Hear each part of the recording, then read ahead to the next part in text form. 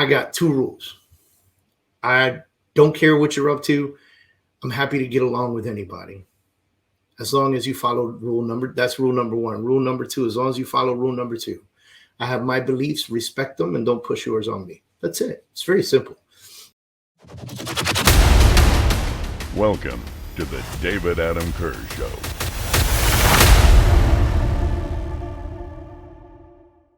Hey, what's up, guys? Welcome back to another episode of the David Adam Kurz Show. My name is David Adam Kurz. I'm the founder of the Freedom Organization with coaching and consulting company. I also run a real estate team with LPT Realty, known as the Kurz team. And so welcome back to my show. Listen, a lot of you are watching this show on YouTube. Please make sure that you subscribe. If you're listening to on one of the podcast platforms like Spotify or Google Play or Apple, please subscribe to that. You'll get a ding every time we do something new. And follow me on Instagram at David Adam Kurz. Super easy to find. I would love to connect with as many of you as possible. You know, we created this podcast so we could bring kind of all different topics to the table. I'm so used to doing, business stuff all the time and mindset stuff all the time. And so I just wanted to be able to open up the platform a little bit and just, have conversation with folks. So I'll tell you a couple things that happened to me recently. This last week, I was invited to go to Nick Sarnicola's house for a small private mastermind with about 40 people. Not only was I invited, but I was asked to speak. Now, first and foremost, Nick Sarnicola, if you don't know him, he was the founding member or founding partner of Visalis back in 2005. Company ended up selling for billions and billions, billions and billions in sales, sold for millions and millions of money, right? So the guy, he knows a thing or two about putting teams together and doing, building business and stuff like that. And it was really impressive to listen to him speak and to listen to some of the other speakers speak. I'm going to tell you my biggest two takeaways from that event. First takeaway was, oftentimes we talk about time management. Time management helps you as an entrepreneur get your shit in order, right? Like you get organized, you have things on your calendar. We always run around telling everybody if it's not on your calendar, it doesn't exist. And what was cool is that Nick came and he said, look, time management's important, but I would rather call it time valuement. And I kind of took a step back and I was like, all right, Nick, where are you going with this, right? And so with time valuement, what he was saying was, not only do you have to organize yourself well and manage time well, but time's going to go with or without you. So it behoove you, it'd be really smart of you to spend time on the things that are valuable and give everything else to leverage. Meaning, I'm recording this podcast right now. When I finish this podcast, I'm going to send it to an employee who is going to then cut it up, chop it up, set it up, make it work so that you, the viewer, can consume it. I'm not doing all the back end work. Why? Because my value per hour is worth more than that work. And so what he's saying is focus on what brings value to the table. And then he addressed the elephant in the room, right? So like, hey, Nick, hey, David, I can't afford to get an assistant, right? I can't afford to do that kind of stuff. And his response is what you hear often. You can't afford not to. You can't afford not to invest that money. What you can't afford to do is invest the money, get the assistant, alleviate yourself of a bunch of stuff, and then go hang out at the beach, right? You ain't there yet. Many of you are not there yet. And many of you are millionaires banking millions, and you don't want to be there yet. You just want to keep growing and building and leveraging and doing your damn thing. And that's really exciting. That's the exciting part about building business, man. It's the stress. It's the craziness. It's all that, minutia that we go through as lunatics becoming entrepreneurs. I remember watching this video once where they interviewed Elon Musk and they asked him, what advice would you give to up and coming entrepreneurs? And he said, don't do it. It's too hard. It's really hard. It's very stressful. It'll make you sick. Don't do it. And I remember sitting back thinking, wow, that's the best advice I ever heard in my life, right? Because depending on who you are and how you react to that, you could listen to that and go, oh my God, no, I'm not going to do it. And then you probably weren't going to make it anyway, because it is stressful being an entrepreneur. But if you listen to that and you go, nah, man, I can do this, and you go ahead and take the chance, then you have a really good possibility of success after hearing that. The second thing, my second takeaway was I took the opportunity to try something new. And, my wife always tells me, listen, when you get on a stage, find humility and tell a story about yourself, and really just connect with the audience on what it is that you do, why you teach the way that you do, why you coach the way that you do, and what it is in your life experiences that you bring to the table. So I told a really, really, really personal and effective story that I am going to share with you guys one day in one of these upcoming episodes. Not yet. And there's a reason for that, but I'm not going to share it yet. What I am going to do, though, because I told this story on this platform. Now, I'm typically used to speaking on stages, and on these stages, there's typically, it's dark in the room. There's a spotlight in your face. You really don't see everybody's faces. You don't know if somebody's falling asleep on your entire talk, right? And in this room, it was like a well-lit living room, drinking, power-up drinks, and 40 people in the room. And by the way, many of them very high-level entrepreneurs that are, have been through the wire and back. And I told this very personal, very impactful story. And that impactful story affected the majority of the room. Whether they have ever been in that situation or not, they felt it.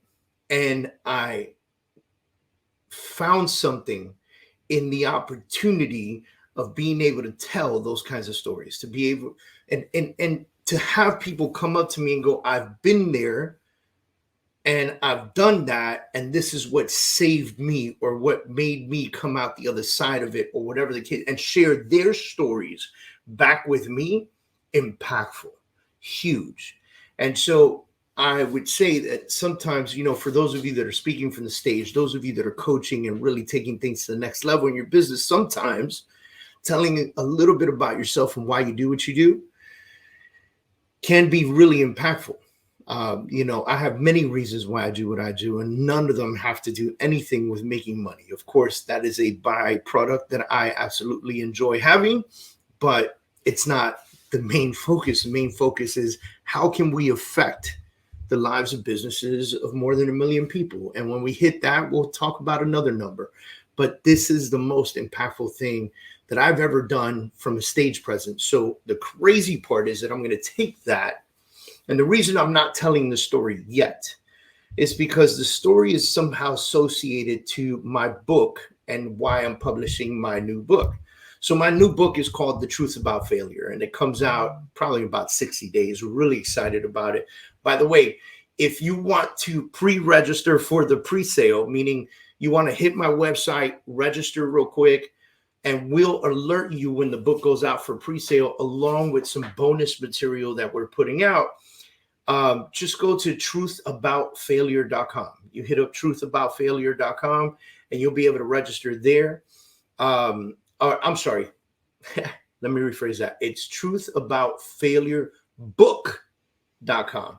Truthaboutfailurebook.com. And so that lets the cat out of the bag a little bit, because the story that I'm going to be telling from the stage. I'm going to hold off. I'm going to tell that story on this podcast sometime in November. And the reason for that is because I am going to tell it live from the stage 9 to 10 times in the upcoming events that we have coming up. So we're going on tour. We're going to tour the state of Florida in October with a buddy of mine, Coach Rob Stein. The two of us are going to get on. We're going to go on full attack, and we are going to hit 5 cities in the state of Florida in October, and then we're going to hit 4 cities in the state of Texas in November. And then we're going to do New You Real Estate Conference November 9th with Tom Ferry in New York City. So guys, if you want to come to any of these events, first of all, the Truth About Failure tour, you just go to truthaboutfailure.com. That's the original website I was saying. So truthaboutfailure.com takes you to the tour information. Truth About Failure book allows you the opportunity to pre-register for the book and be in on a lot of the bonus stuff that we're going to be putting out. So a lot of fun, a lot of events, a lot of stuff coming up. We're coming out hard for the end of the year, ladies and gentlemen. Last quarter of the year, we're doing 10 events.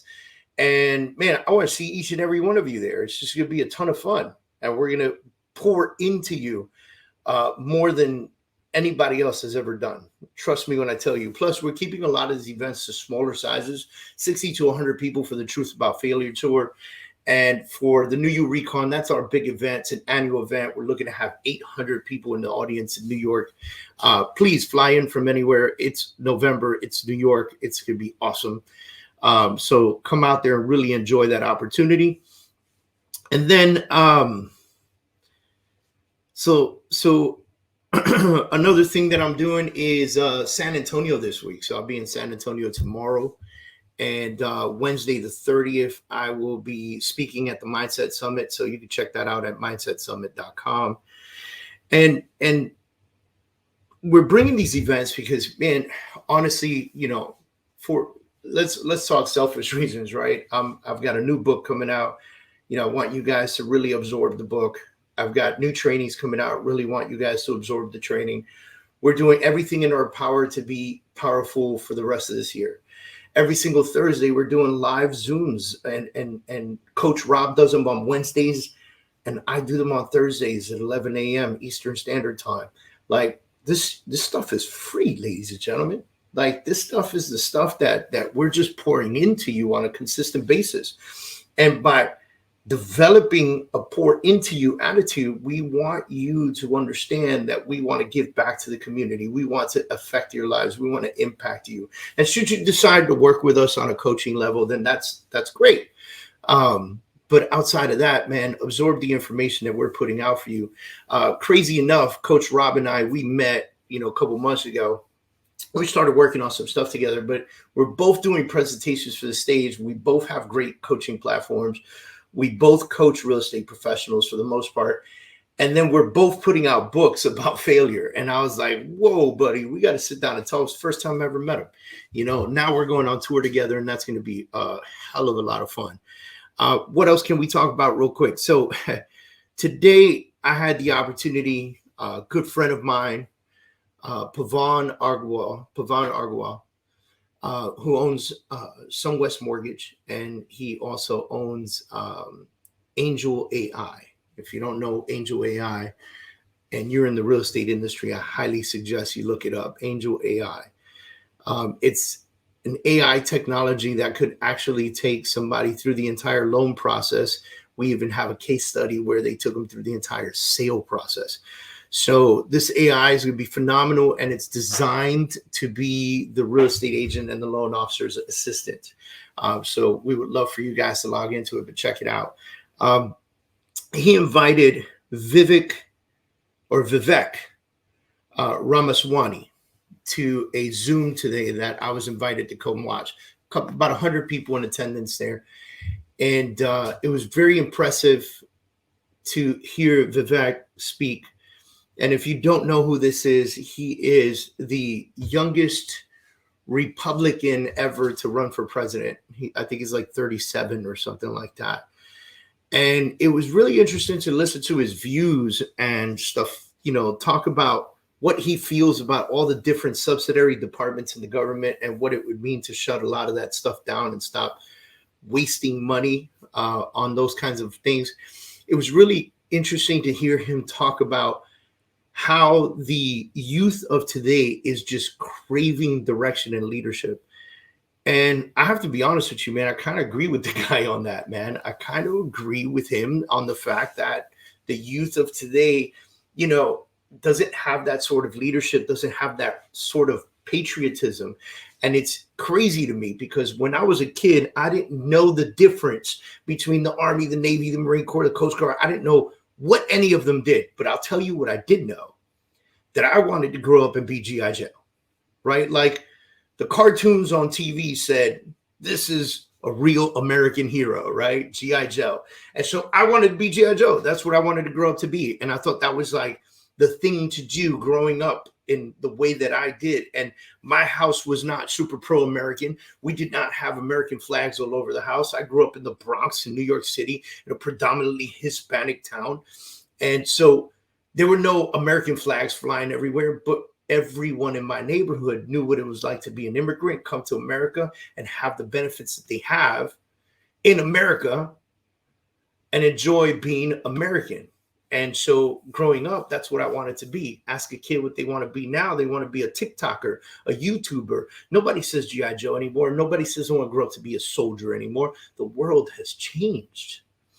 And so Vivek is saying the world or the United States is looking for leadership, for true leaders to step up to the plate and give them something to believe in. And now I thought that to be a little bit dangerous too, right? Because if you put the wrong leader in place, well, many people in the United States will follow that leader. They will follow them. There's sheep out there, ladies and gentlemen, and they could just lead you to a blood river of boiling hot blood and make you walk right into it. You would never question it, never know, and you would say, yes, it's fine. And I don't care what your beliefs are. If you believe in the vaccine, don't believe in the vaccine, believe in COVID, don't believe in COVID. I don't really give a fuck. But what I will tell you is that you need to have the opportunity and the power to make up your own mind. And I don't think the government should be pushing you into anything. And so, although it was interesting to hear Vivek talk about that, and really, and I'm sure that he meant it in a way of, bringing positive, patriotic notion to America again, and finding a way to bring people together like that. And he really talked about a lot about getting rid of all the isms, the COVIDism and transgenderism and all that craziness that's going on in the world that's separating people more and more and more. Like, for a long time, it was color that separated us. And then we found a way to pseudo fix that because it's not completely repaired, right? Like, there's still plenty of color segregation in the United States. And then we went and added all this other stuff to separate us even more. And there's no worse time than in my lifetime that I've seen the United States in the way that it is today. And it makes me sad. And the way that Vivek talked about it made him sad. And I've got some years on Vivek, about 10 years on Vivek. So I don't know, I don't know if he ever fucking watched G.I. Joe. I don't even know, right? All I know is that he made billions and now he's running for president, right, of the United States of America. And it was just interesting to hear him and his views. Am I a fan? Does he have my vote? Not yet. I don't know, he's definitely the underdog. And I don't know if, honestly, I don't even know who I'm voting for right now with all the craziness that's going on. But I will tell you this. It is a very exciting time right now because a lot of people are upset with the way that the country is being ran. And it's an exciting time right now because we have a lot of people that are stepping up to the plate to try to do something about it. And I think that's impressive. And that's what makes America great, right? Like the opportunity for people from all different walks of life to really just try to step up to the plate, do something about it. But I'm going to tell you guys, before I jump off this, it's not really up to them. It's up to us, and I don't care who you are. I don't care what your sexual orientation is. I don't care what color you are. I don't care what your beliefs are. I got two rules. I don't care what you're up to. I'm happy to get along with anybody. As long as you follow that's rule number one. Rule number two, as long as you follow rule number two. I have my beliefs, respect them, and don't push yours on me. That's it. It's very simple. If everybody had that same thought process, right? Like, if you are this and I am that, don't try to give this to that. Like, just let me be me. Let me believe what I believe in. Maybe we have some light banter about it, but don't push and push your shit on me because that's just going to make me walk away, not like you very much. I won't push my shit on you. I believe what I believe and I am who I am and I'm going to talk about it and we can have light banter about it. But should you give a shit about what I believe in? Probably not. That being said, I'm out of here, ladies and gentlemen. I'm excited to be able to share these conversations with you. And for the foreseeable future, I'm going to be doing this solo. And maybe I'll bring a guest in or two who are just real and down to the core and like pumped about bringing this shit to the table. All right. Ladies and gentlemen, enjoy. Have a great time. And we'll see you next week.